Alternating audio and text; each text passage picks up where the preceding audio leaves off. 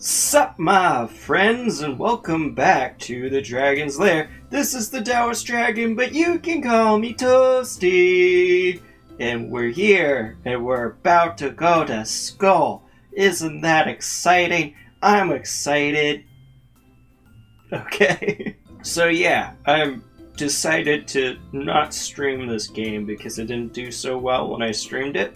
I asked all you lovely people if we should take the bus or risk it and take the motorcycle.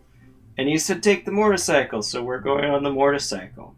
Which is great, because when I first played this, I played it safe like a good boy, and I took the bus. I'm sure I'll be fine if I take my bike. There must be at least some form of parking that doesn't require a permit. Yeah, I'll take my bike. Forgot my name is Jackhammer. Oh my god, my mouse is in the way. Sorry about that. I wonder if it would be okay if I just got rid of my mouse. There. No, right, you should say. Of course. I forgot how much you cried when it was taken for shipping. You son of a bitch. I hate you, little sister. I no longer love you. I disown you for being a poopy head. Very funny. Now I may not offer you a ride. If you did, I'd still have to pass. I need to figure out how to navigate around Isokaze sometime, right? Way for you to be a smart and responsible person. Damn it.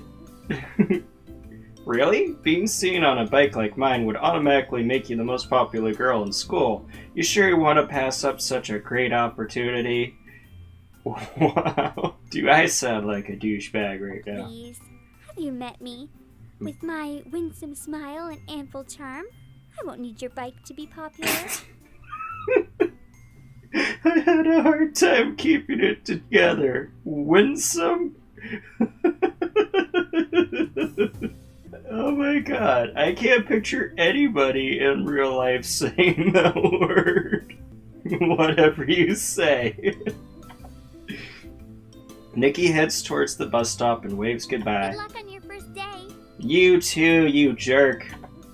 You too. Okay, we're risking it taking the bike. After parting with Nikki, I make my way to the garage. I can't believe I even considered the bus a possibility when my baby is waiting here for me. I don't know.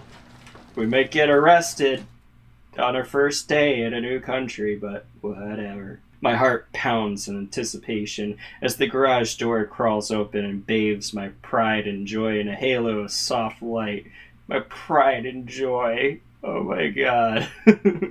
I'm not really a big fan of cars or motorcycles or anything like that in real life, so I don't share this sentiment. The way the sun sparkles off the polished metal nearly brings tears to my eyes. I tenderly caress the bike's smooth curves.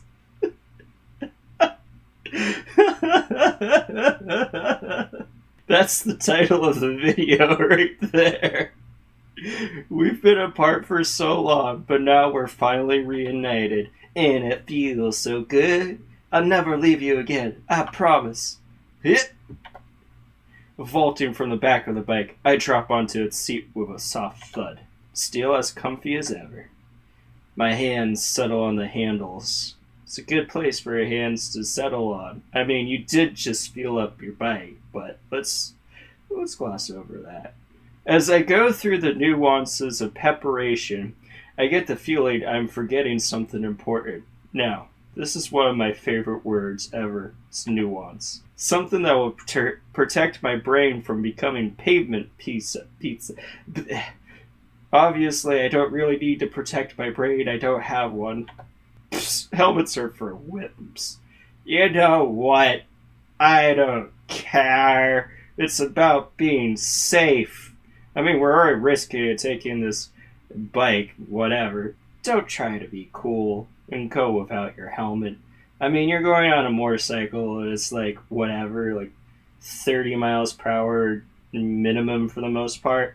And you hit the pavement, it's going to be a bad time. Safety first. Only a fool wouldn't wear a helmet. Yeah.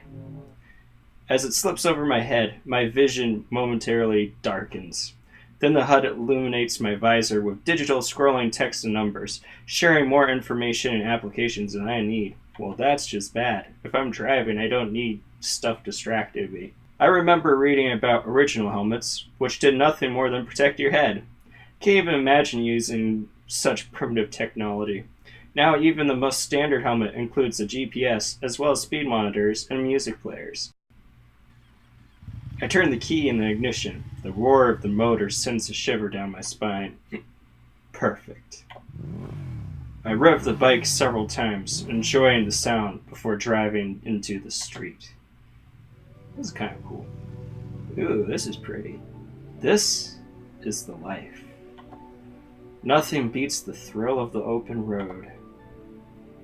Yeah. Look at me! See, that helmet's sexy too. But yeah, I don't need to have my brain splattered all over the road to look cool. I look cool and I'm safe.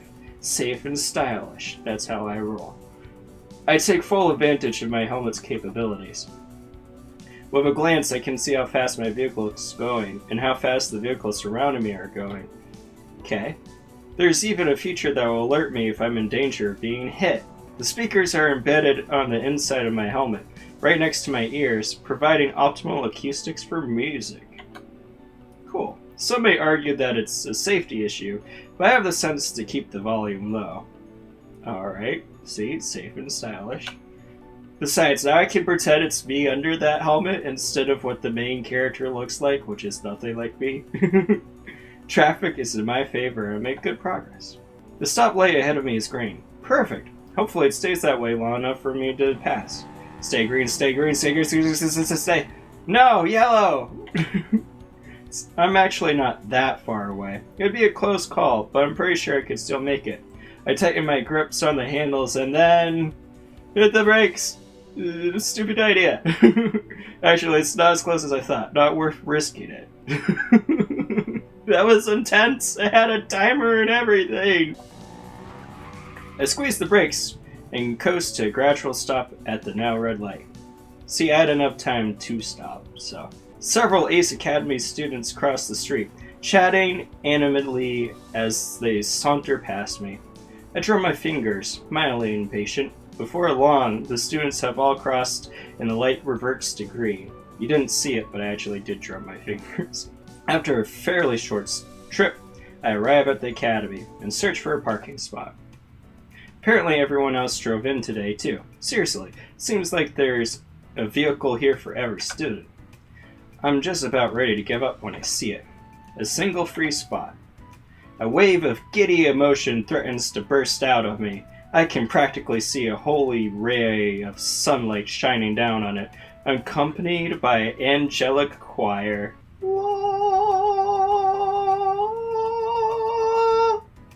There, was that angelic enough for you? Let's go. No! Continue the game! Thank you. I wheel my bike closer, and then freeze.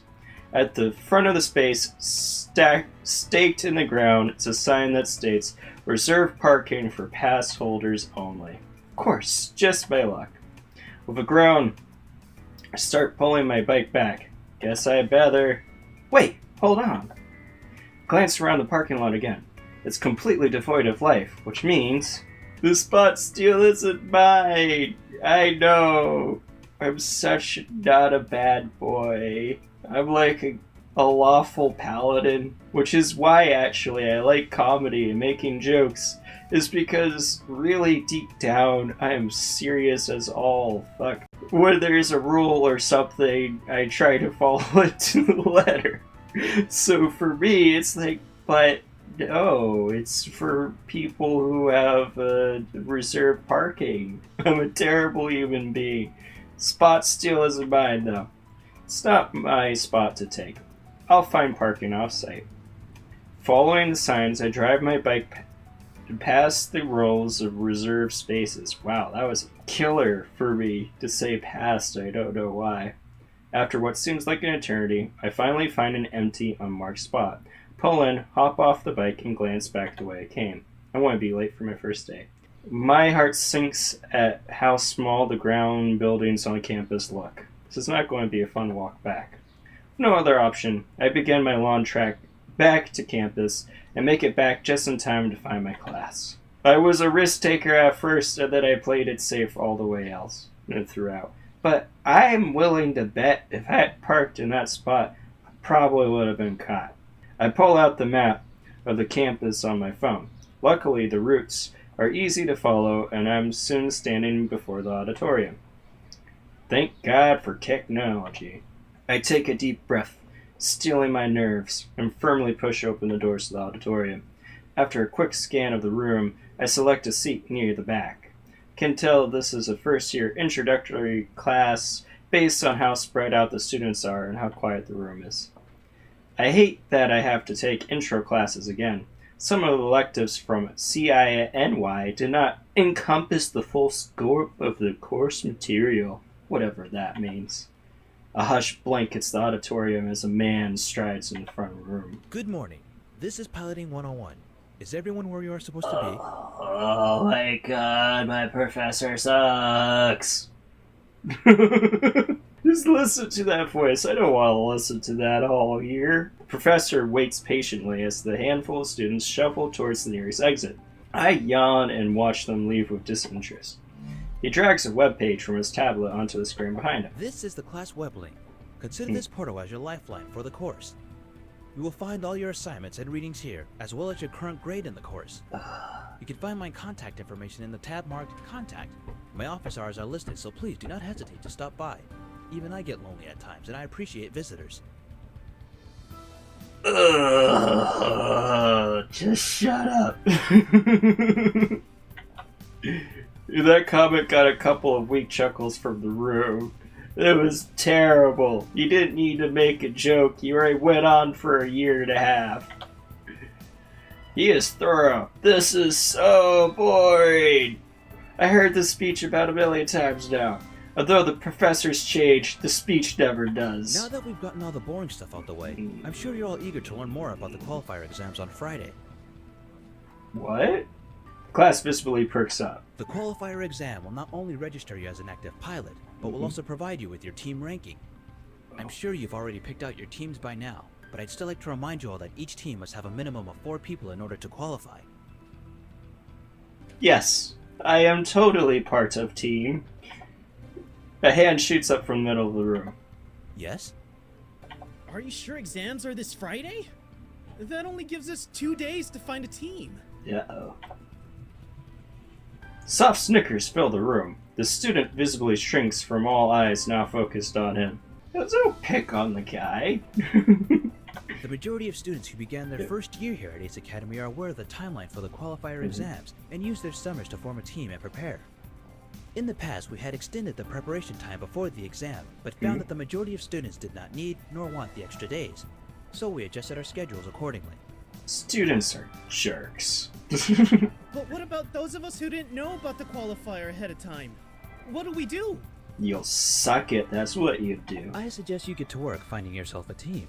Any other questions? Oh, my professor is savage.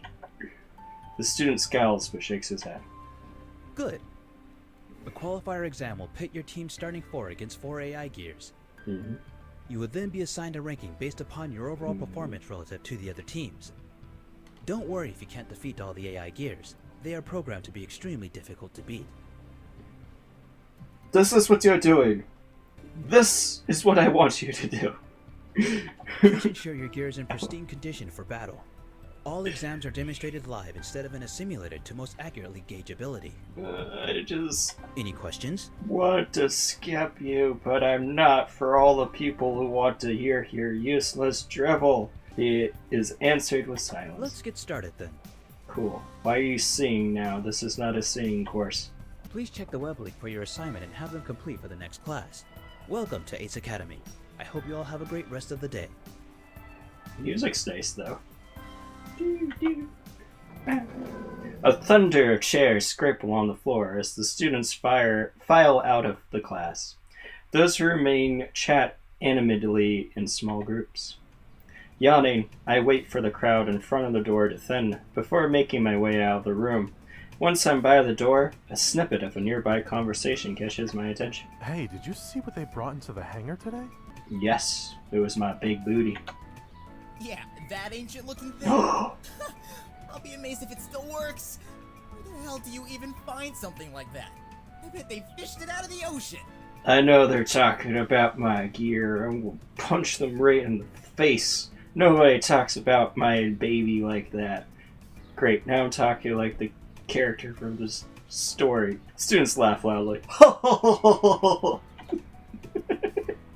I have a sinking feeling I know what they're talking about. I know what they're talking about. It's my mech, but it's beautiful and they just don't understand a complex man like me. As I hurry out of the classroom, I check my phone and I'm excited to see an email notification. I eagerly read through the email. It's just a note letting me know my gear has been registered and I now have access to the hangar. Well, that certainly makes things easy for me. At CINY, I spent days going through the registration process. We had to submit all the paperwork ourselves, and of course, nobody in the administrative office was ever helpful. Of course. Satisfied, I put away my phone and make my way to the hangar. And that cliffhanger is a perfect point to end this episode. I hope you enjoyed this bit of The Dragon's Treasure. Pretend a like is a mic and drop it if you haven't already. I'd appreciate if you showed that sub button some love and stay beautiful.